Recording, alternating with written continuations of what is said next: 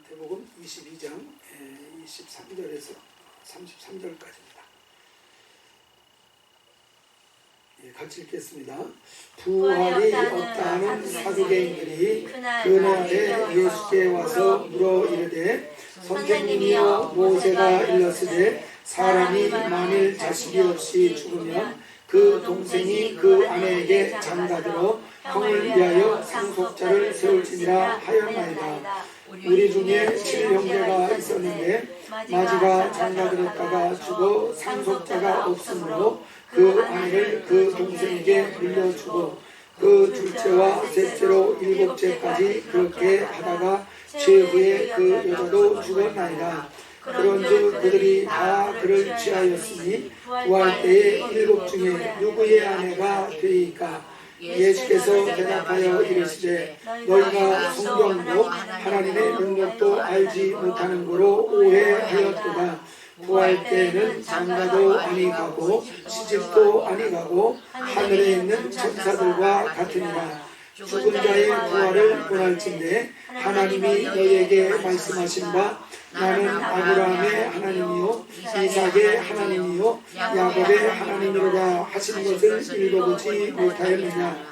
하나님은 죽은 자의 하나님이 아니요 살아있는 자의 하나님이시니라 하시니 우리가 듣고 그의 가르침에 놀라더라. 아멘. 제 다리가 좀 아픕니다. 제가 지금 어제 김밥 들고 뛰어가지고 우리 임창 입사님 차가 막혀서 선 줄 알았더니 계속 앞으로 가가지고 끝까지 뛰어가려고 조금 뛰었습니다. 조금 뛰었어요. 다리가 좀 뻐근하네요. 이 워싱턴 DC에 우리 대장 선배님이 복잡하니까 안 가는 게 좋겠다 말씀을 하셨는데 이렇게 얘기된 거라서 갔는데 정말 벚꽃은 조금밖에 없고 인파만 만개해 있는 것을 봤습니다. 얼마나 사람이 많은지 참 벚꽃은 야속하게도 저희 가는 걸 기다려주지 않고 거의 다 떨어졌더라고요. 인내심이 없습니다. 벚꽃들이 조금만 기다려주지 뭐 거의 그 벚꽃이라는 게 되게 그 일본의 꽃으로 이렇게 생각을 하는데요. 제가 좀 찾아봤더니 벚꽃을 미국에다가 한 3,000그루를 워싱턴 DC에 일본에서 기증을 한 것입니다. 그래서 기간을 보니까 언제 기증을 했나 봤더니 1912년도입니다. 뭔가 의미가 있지 않습니까?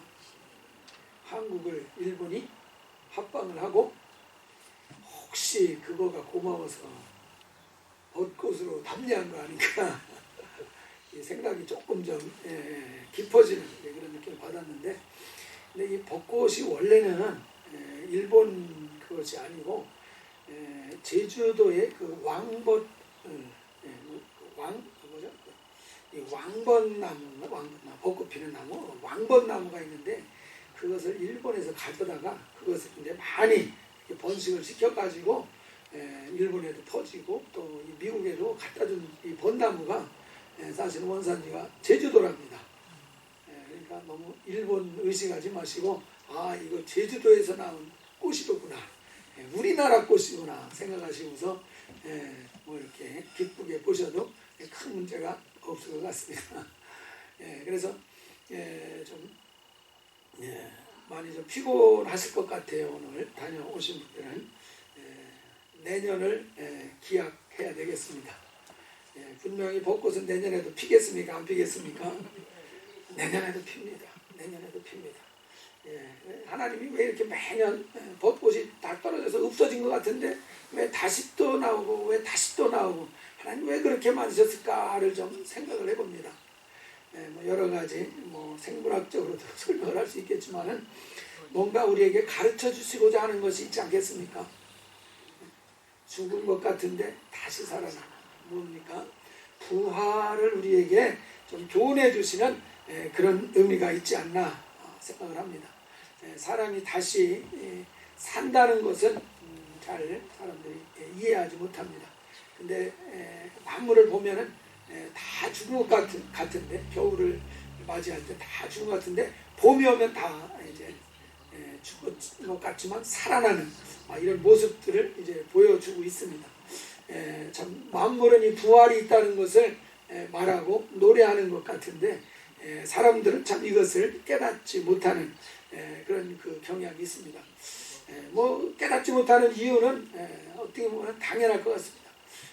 사람이 죽어서 그 시신을 땅에다가 묻어놓으면 다 썩어서 없어지고 나면 끝이지 그 사람이 다시 이렇게 살아나는 법을 이 세상에서는 보지 못합니다. 그러니까 한 번 죽으면은 끝이구나. 그러니까 다시 산다는 것을 생각하지 못하는 게 어찌 보면 좀 세상 사람들이 당연한 그런 그 생각일 수 있을 것 같다 싶습니다. 우리가 읽은 이 본문 말씀에도 보면은 사두개인들이 나오는데 이 사람들도 그러한 똑같은 그런 생각을 가지고 있었습니다. 이 사람들 사실 그 당시에 이 제사장들 지파에서 나오는 지파가 이 사두개 지파고 그래서 이 제사장 지파이기 때문에 굉장히 모세오경 율법을 신뢰하고 존중하는 그런 신앙도 가지고 있고 그리고 굉장히 합리적이고 굉장히 또 현세적인 그런 사람들이었습니다. 합리적이고 현세적인 사람이면 사실은 굉장히 똑똑한 사람들입니다. 그렇지 않습니까? 굉장히 이 세상 그리고 합리적인 사람 굉장히 똑똑한 사람들입니다. 바로 이 사두개인들도 굉장히 똑똑한 사람들인데 이 사람들이 보니까 썩으면 끝이더라. 그래서 내세를 믿지 않던 사람들입니다. 부활이 없다고 이렇게 생각을 했던 사람들입니다. 그러한 그 근거로서 이 사두개인이 드는 것 무덤에 묻었더니 다 썩어 없어지고 말더라. 이제 이런 것도 물론 있었겠지만 사두개인들이 이 부활을 믿기가 어려웠던 이유를 여기에서 그들이 설명하는 것을 볼 수 있습니다. 뭐냐면은 이 이스라엘에는 이 계대 결혼 제도라는 것이 율법을 통해서 있지 않습니까? 형이 결혼을 했는데 후사를 그러니까 자식을 못 낳고서 죽으면은 형 집안이 이제 없어지는 거잖아요. 그러니까 그것을 방지하기 위해서 그 동생이 있으면 그 동생이 그 형수님과 결혼을 해서 자식을 낳아서 그 형의 집안을 계속 이어갈 수 있도록 하는 그런 제도, 바로 계대결혼 제도를 말합니다. 그런 제도가 이스라엘에 있었습니다. 그것을 이제 예를 들어가지고 한 가정에 7명의 아들이 있었는데 마지가 결혼했는데 안타깝게도 자식이 없이 죽어서 계대결혼의 법칙에 따라서 둘째와 결혼하고 근데 또 공교롭게도 둘째도 자식이 없이 죽고 이래가지고 7째 아들까지 전부 다 이제 결혼했지만 자식을 못 낳고 죽었다고 한다면 마지막 날 그들이 다 부활하면은 이 여자는 누구의 아내가 되느냐 7명과 결혼을 한 것인데 누구의 아내가 돼야 되느냐 이게 굉장히 생각을 해보면은 모순이지 않습니까? 그러니까 굉장히 머리가 좋은 사람들입니다. 이런 것들을 계산을 할 줄 아니까 이게 뭔가 이것은 모순이다. 그래서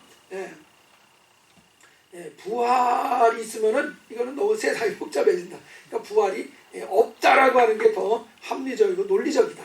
그런 그 생각을 가지고 있었습니다. 그러니까 주님 앞에도 이 정말 대답하기 곤란한 이 문제를 물어보는 이런 일을 여기서 볼 수 있습니다. 그랬을 때 아주 주님께서 시원하게 답을 해줍니다. 이 사두개인들을 향해서 주님이 하시는 말씀이 뭡니까? 너희들이 성경도 모르고 하나님의 능력도 모르기 때문에 오해한 것이다. 이렇게 이야기를 합니다. 분명히 사두개인들은 제사장 지파로서 성경을 알 만큼 안다고 그들은 생각을 하고 있었습니다. 근데도 성경을 모른다. 너희들이 하나님의 능력도 제대로 모른다. 그렇기 때문에 그것이 잘 소화가 안 됐던 거다. 이렇게 말하면서 설명을 해주십니다. 부활 시에는 시집도 안 가고 장가도 안 간다. 그 말은 하늘의 천사들과 같은 존재가 된다는 것입니다. 그래서 보통 천사는 남자 모양입니까? 여자 모양입니까? 보통 남자 모양도 아니고 여자 모양도 아니다. 보통 중성이라고도 이렇게 표현하는데 제가 볼 때는 더 정확한 말은 무성이라고 보는 것이 차라리 나을 것 같아요.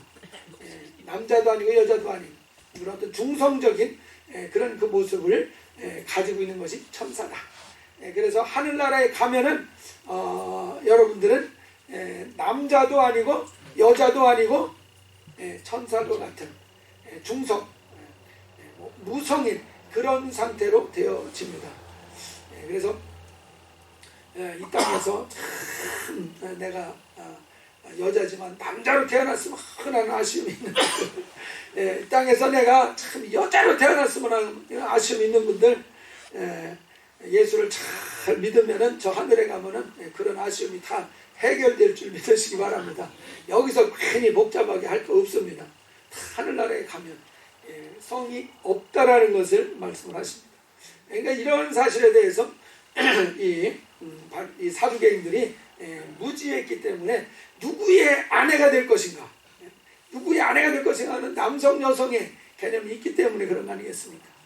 이 땅에서 남성 여성을 만드신 것은 자손을 두고 우리가 번성하게 하기 위해서 그렇게 이제 남성 여성을 두셨습니다. 하늘나라에서는 번성하는 그런 일 자체가 이제 없습니다. 그래서 하늘나라에 가면 우리는 다 남자도 아니고 여자도 아니고 이제 중성적인 그런 그 모습이라는 것을 말씀을 합니다.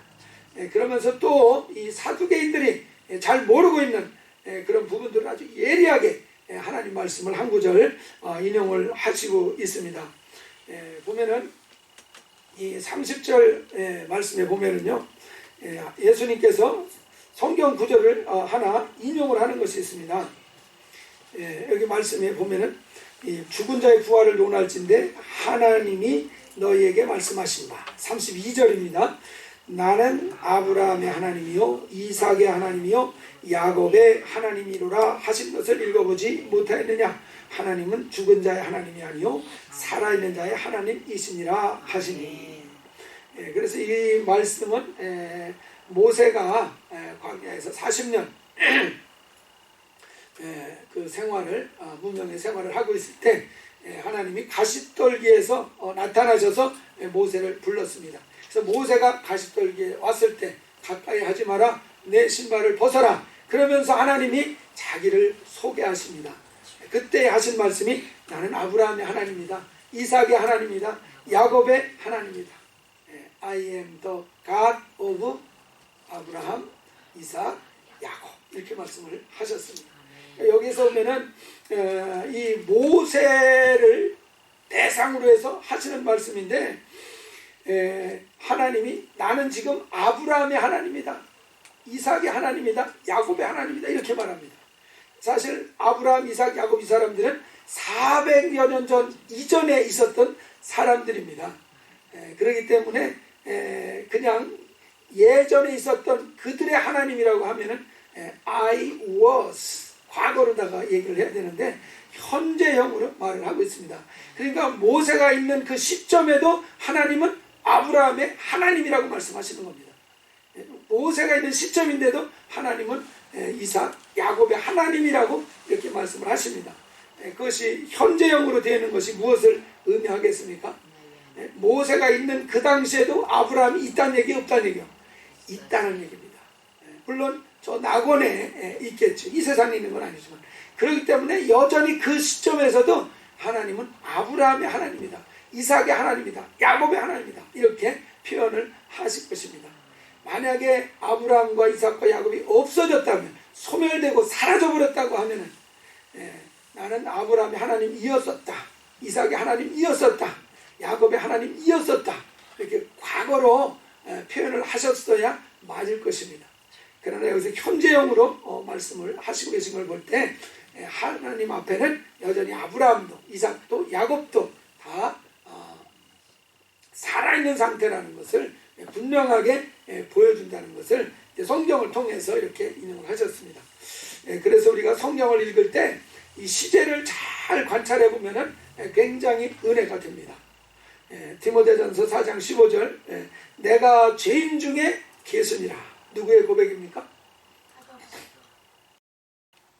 바울의 고백 아닙니까?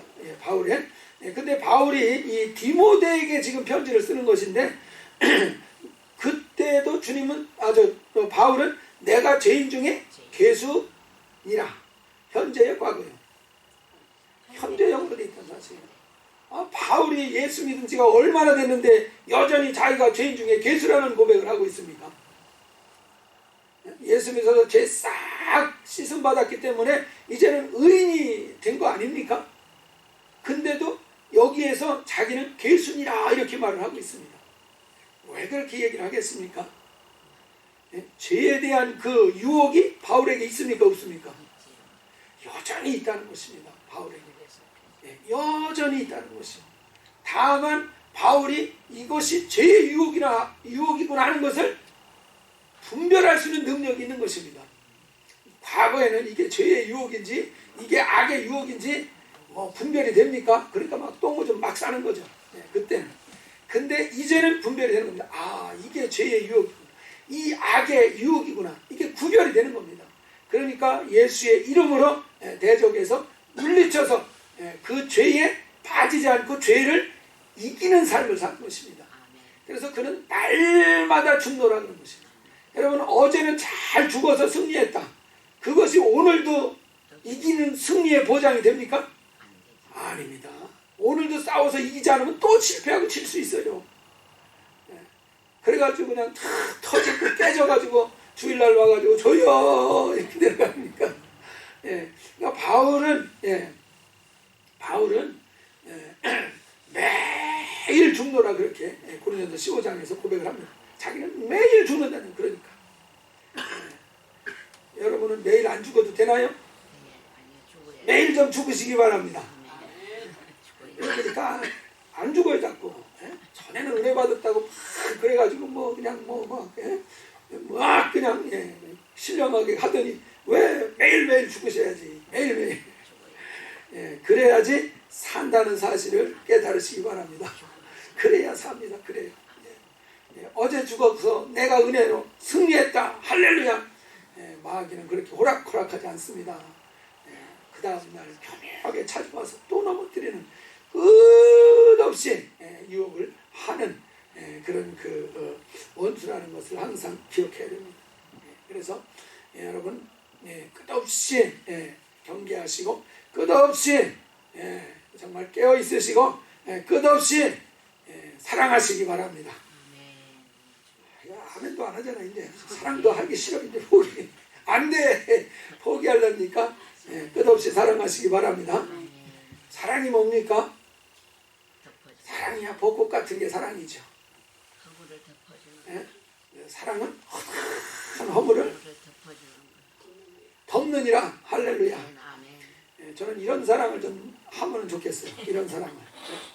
그냥 벚꽃 같은 사랑 말고 달콤한 거 그런 거 말고 덮어주는 거. 왜냐? 제가 허물이 너무 많아서 여러분들이 안 덮어주면 나는 못 살아요. 저만 그런가요? 여러분도 그런가요? 다 그래요. 아이고 우리 전도사님 과거 제일 충만하신 것 같아. 안 덮어주면 나는 죽어요. 못 살아요. 그러니까 여러분 덮어주시기 바랍니다. 안 덮어주시려고 작정을 하셨나 봐. 좀 덮어주세요. 그러면 저도 여러분을 덮어드리겠습니다. 물론 그렇지 않을지라도 하겠지만은 그렇습니다. 그래서 바울은 그냥 여전히 괴수라는 거 자기가 여전히 괴수다. 이것이 우리의 본질, 뭔가 우리의 모습이라는 것을 항상 기억하면은 겸손해질 수 있습니다. 뭔가 자기가 이룬 것 같으니까 뭔가 대단해진 것처럼 생각을 하고 그 대단한 그 모습이 자기라고 생각하니까 우쭐해지고 교만해지는 일들이 생기고 순간에 너무 베끼는 것입니다. 그래서 항상 나의 원래 모습은 죄인 중에 괴수다. 아차 하면 괴수짓 한다. 이거 늘 기억하시고 깨어서 경계하셔야 됩니다. 전에도 말씀드렸는데 고린도전서 14장 18절에 보면 내가 너희 모든 사람보다 방언을 더 말함으로 하나님께 감사하노라. 이 고린도 교인들에게 편지를 쓸 때 하는 말입니다. 너희들 모든 사람보다 내가 방언을 더 많이 말을 했었다. 이게 아니고 말을 한다. 그러니까 그 시점으로도 바울은 방언 기도를 엄청나게 많이 한다는 것을 이야기하고 있습니다. 왜 그렇게 바울이 방언을 많이 말할까요? 성경 실력도 엄청납니다. 그런 사역의 체험도 엄청납니다. 그 정도면 방언 안 해도 되잖아요. 실력도 많고 경험도 많고, 그러니까 아는 지식과 경험만 가지고 나누어도 얼마든지 사역할 수 있는 거 아닙니까? 근데 왜 이렇게 이 시점에서 누구보다도 자기는 방언을 더 많이, 기도를 더 많이 한다는 얘기를 하겠습니까? 그것만 가지고서 된다 안 된다? 안 된다는 사실입니다. 아무리 지식이, 아무리 경험이 많아도 기도 없이는 오히려 그런 지식이 사람을 살리는 게 아니라 죽일 수 있습니다. 오히려 그 많은 경험이 살리는 게 아니라 죽일 수 있다는 사실이에요. 인정하십니까? 그 지식이 사람을 죽일 수 있습니다. 과거의 그 수많은 경험이 사람을 죽일 수 있어요. 그 지식과 경험이 오히려 나를 오히려 주님과 멀어지게 만들 수도 있다는 사실입니다. 그래서 걱정하는 거 아닙니까? 미국의 정책들에 대해서 그래서 걱정을 하는 거 아닙니까? 당장은 뭔가 이렇게 하는 것 같아도 이게 어떻게 어디로 갈지는 그렇게 간단한 문제가 아니지 않습니까? 걱정하는 것 같아요, 많이. 그래서 우리가 정말 기도하시기 바랍니다. 기도하시기 바랍니다. 살려야 되지 않겠습니까?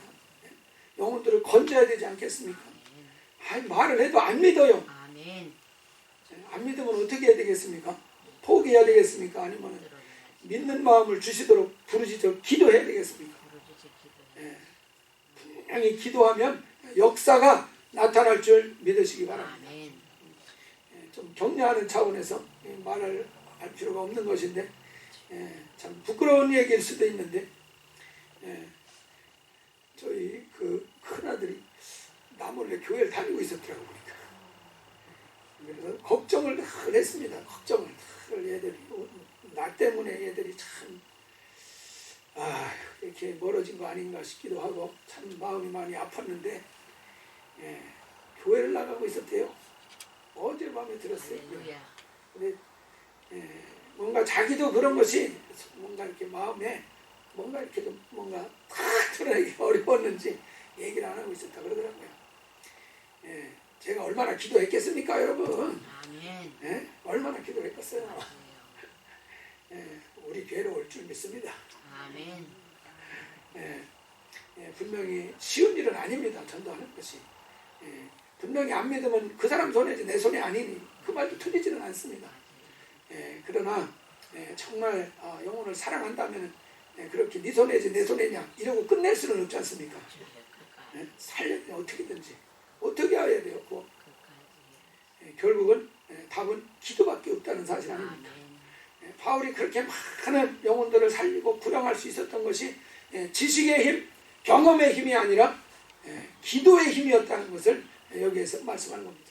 그래서 여전히 지금도 이렇게 기도하기 때문에 하나님이 그와 함께 하시는 역사가 나타나고 있었던 것을 보여주는 것입니다. 바로 현재형으로 말하고 있는 곳에서 저는 놀라운 사실을 발견한 것입니다. 그만큼 경험하고 그만큼 하나님 말씀을 알았으면 이제는 좀 쉬어도 되지 않나, 기도를 좀 쉬어도 되지 않나. 근데 여러분 어떻게 하려고 기도를 안 하십니까? 어떻게 하려고? 그래도 하나님이 나를 다 들어 쓰시리라 하는 충만한 믿음이 있으십니까? 아닙니다. 4월에는 부르짖어 기도하셔서 영혼을 정말 살리는 역사, 정말 나부터도 살아나는 이런 그 역사가 있기를 주의 이름으로 부탁합니다. 정말 기도하지 않고서는 아무것도 할 수 없습니다. 과거의 경험이, 과거의 어떤 알고 있는 지식이 결코 능력이 될 수 없습니다. 살아있는 기도만이 능력이라는 사실을 기억하시고 정말 기도하는 시간을 좀 갑절로 늘리리란 결단을 하시기 바랍니다. 우리가 이 누가복음 9장에도 보면은 예수님 변화산상에서 이 모세와 엘리야를 만나는 그 장면이 나옵니다. 저는 그때 금식 기도를 하면서 여기를 읽으면서 깜짝 놀랐습니다.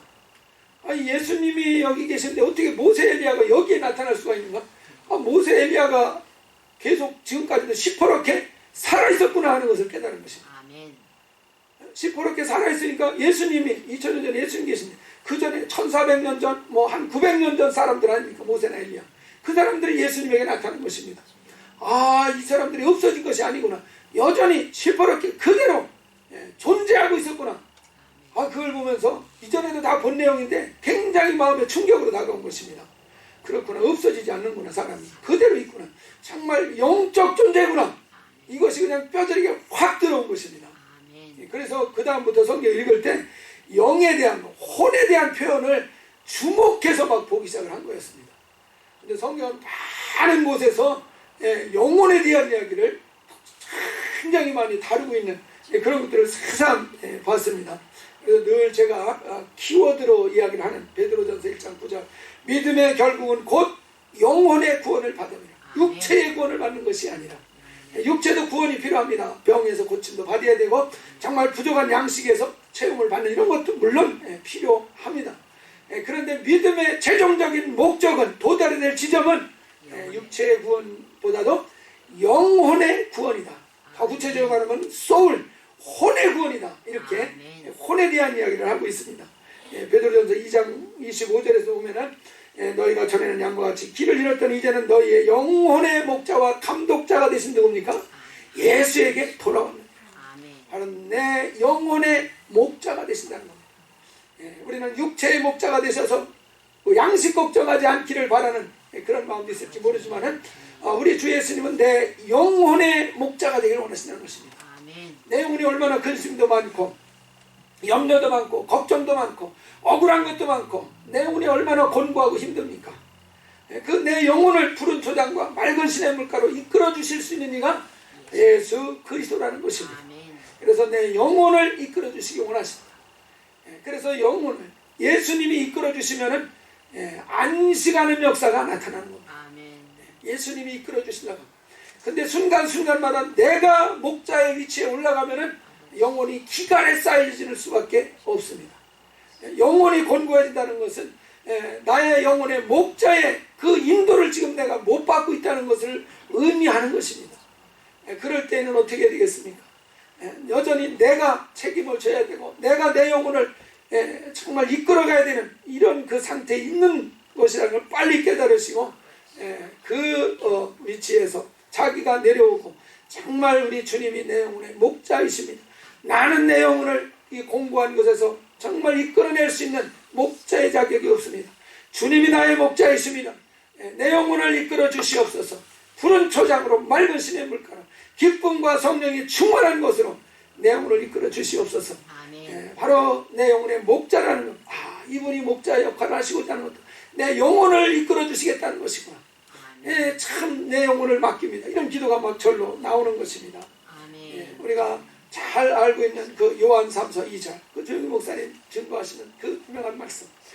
거기서도 내 영혼이 잘 된 같이 무엇이 먼저입니까? 영혼을 다루고 있는 거 아닙니까? 영혼이 잘 돼야지 된다는 것입니다. 그래야지 육체도 강건하고 범사도 강건해지는 것이 다 영혼과 연관이 되어 있다는 것을 말씀해 주시지 않습니까? 그래서 주님은 영혼을 먼저 복을 주시고 잘 되게 하시기 위해서 예수께서 피를 흘려주시고 저 십자가에서 저주를 당하시는 그런 일을 하셨습니다. 그래서 영혼에 대한 이야기가 너무나 많이 성경에 기록되는 것을 새삼 발견을 한 것입니다. 이 영혼에 관한 이야기구나. 영혼에 관한 이야기구나. 지난주에 양승원 성도님을 이제 정말 완송 예배를 드렸습니다. 그러나 그 양승원 성도님은 분명히 소멸되거나 사라지지 않고 낙원에 가 계실 줄 믿습니다. 아멘. 다만 그분이 쓰시던 유품입니다. 쓰시는 유품입니다. 그 유품이기 때문에 그분이 쓰시던 유품이기 때문에 우리가 함부로 하지 않고 잘 이제 흙으로 돌려보내 드리는 그런 장례 과정을 이제 거치게 된 것입니다. 그래서 우리가 영혼이라는 사실, 그리고 그 영혼이 이제 분명히 마지막 날 심판의 부활 아니면 생명의 부활로 다시 이제 소생되게 되는 역사가 있다는 것을 분명히 성경은 말씀합니다. 요한복음 5장 29절 선한 일을 행한 자는 생명의 부활로 악한 일을 행한 자는 심판의 부활로 나오리라. 밝히 주님이 말씀하셨습니다. 그래서 부활을 의심한다고 하면은 이 사람은 오늘날의 사두개인들입니다. 분명히 이 사두개인들의 이 사상, 이거는 분명히 맞지 않는다고 주님께서 확실하게 선언을 하셨습니다. 그렇기 때문에 부활이 없는 것이 아니라 정말 부활이 있다는 사실, 그 부활 때에는 우리가 신령한 몸으로 더 이상 죽지 않는 몸으로 살아나기는 하는데, 어떤 사람은 심판의 부활이 있을 것이고 어떤 사람은 생명의 부활로 나오는 역사가 있을 것이라고 분명히 가르쳐 주십니다. 그래서 이 부활이 있다는 사실을 확신하시기를 바랍니다. 이 부활이 있다는 신앙을 우리가 가진다고 하면은 우리는 그 부활을 대비하는 삶을 살 수밖에 없을 것입니다. 부활시를 안 대비할 수가 없습니다. 부활이 분명히 있는데 그 부활을 대비 안 할 사람이 어디가 있습니다. 분명히 그것이 내게 다가올 사건이라고 한다면, 그래서 우리가 예수를 믿은 다음에 거룩하게 신앙생활을 해야 되는 이유가 바로 여기에 있습니다. 그냥 예수 믿고 나서 아무렇게 육신적으로 세상적으로 미워하고 시기하고 질투하면서 그렇게 살아도 되는 그런 신앙생활이 아니라는 것입니다. 부활을 바라본다면, 영광의 부활을 바라본다면 이런 육체적인 정말 요소들을 잘 이제 처리해내고 거룩한 모습으로 하나님 앞에 서고자 몸부림을 칠 수밖에 없습니다. 그래서 분명히 과거에도 죽음은 그만이다 주장하는 많은 사람들이 있었습니다. 사두개인들이 대표적이라고 나옵니다. 그러나 이 사람들의 생각은 왜 틀렸는지를 주님께서 분명하게 가르쳐 주셨습니다. 분명히 아브라함도 이삭도 야곱도 모세도 엘리야도 지금도 다 존재하고 있다는 사실을 성경은 말하고 있습니다. 우리도 영적 존재라는 것에 대해서 분명하게 말씀했습니다. 그래서 정말 육체적인 이런 소욕들을 잘 영으로서 정말 이김으로써 우리가 영광의 부활을 이룰 수 있는 이 소망을 잘 이루어 가시기를 주의 이름으로 축원합니다.